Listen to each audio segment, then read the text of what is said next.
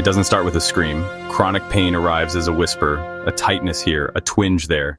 Maybe your shoulder aches after a long day, or your fingers feel numb when you wake up. Nothing urgent, nothing worth calling in for. Just discomfort, just aging, just life. Until one morning, it's not a twinge, it's a wall. You try to turn your neck and it doesn't respond. You reach for your coffee and your hand won't close. You stand up and your hips lock.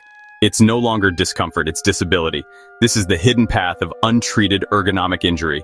Not a dramatic fall, not a snapped tendon, just a slow erosion of comfort, function, and quality of life. Chronic pain is the echo of thousands of minor movements done wrong. And once it starts, it doesn't like to leave. Let's meet Angela.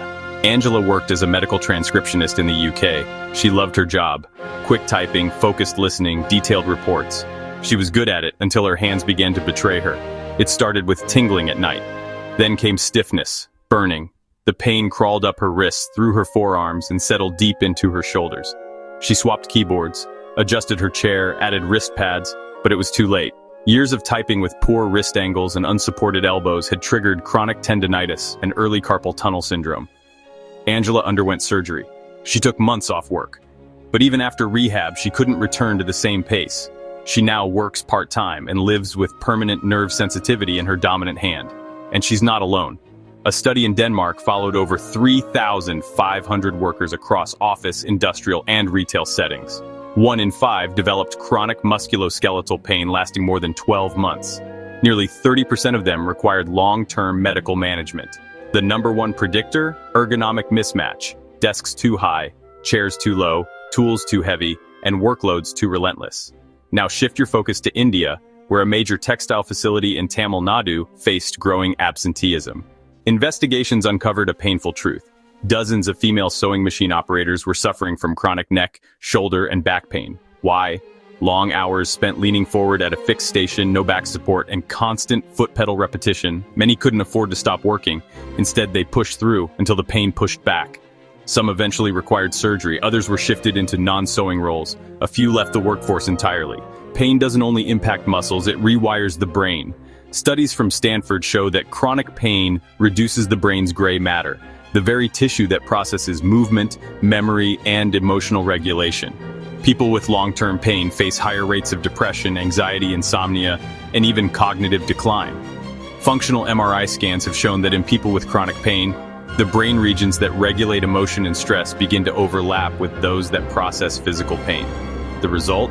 The brain literally becomes more sensitive to pain over time, even when the initial injury has healed. It's a kind of neurological overreaction, like a fire alarm that won't turn off. Let's go to Australia. David worked in warehousing for over a decade. He was known for his stamina and his reliability, but he often pushed past fatigue, lifted beyond his limit, and ignored early warning signs in his lower back. When the pain became too intense to hide, he was diagnosed with degenerative disc disease. For the next 5 years, David cycled through pain specialists, physical therapy, medications, and temporary modified duties. He gained weight. He grew isolated. He felt like a different person, less capable, less confident, less himself. And it all started with a pallet jack and a bent spine. It's easy to point to big mistakes, lifting too much, ignoring protocol.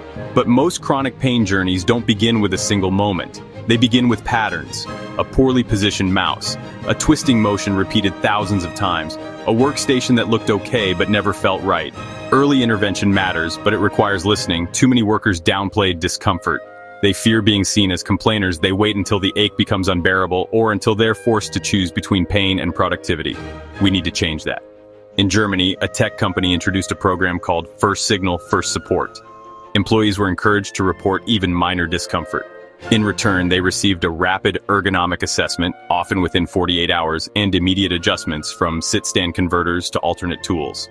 Within a year, chronic injury claims dropped by 40%. There's a lesson there. Pain is easier to prevent than to reverse, because the road back is long. Recovery from chronic pain isn't just about rest.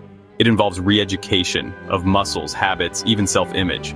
Some patients undergo months of physiotherapy only to reach a new baseline, not full function, but enough to work with. And even then, the journey is far from over. Chronic pain management often includes psychological therapy, because living with pain reshapes how people see themselves. It takes their confidence. It chips away at their independence. Workplaces that focus solely on physical modifications miss the bigger picture. True recovery must address the whole person, their mindset, their mental well-being, and their environment. Some companies have caught on. In Sweden, a major furniture manufacturer introduced mandatory micro-breaks, short, structured pauses every 25 minutes, to encourage posture variation and mental reset.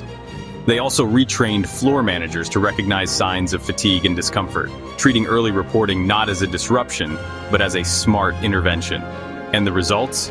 Fewer repetitive strain injuries, better employee morale, and a culture where speaking up is a sign of strength, not weakness. Let's revisit Angela, the transcriptionist. She now teaches proper typing posture to new healthcare clerks. Her voice, once quieted by pain, is now a tool for prevention. And David? He joined a workers' peer support group. He helps others understand when to stop, when to speak up, and how to avoid his path. Stories like theirs aren't just cautionary tales, they're bridges. They remind us that behind every statistic is a life altered and a lesson offered.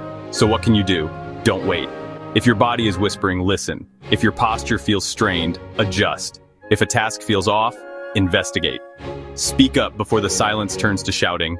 Take breaks before tension becomes pain. Advocate before discomfort becomes disability. Because once chronic pain takes hold, everything gets harder. Work, sleep, relationships, even hope.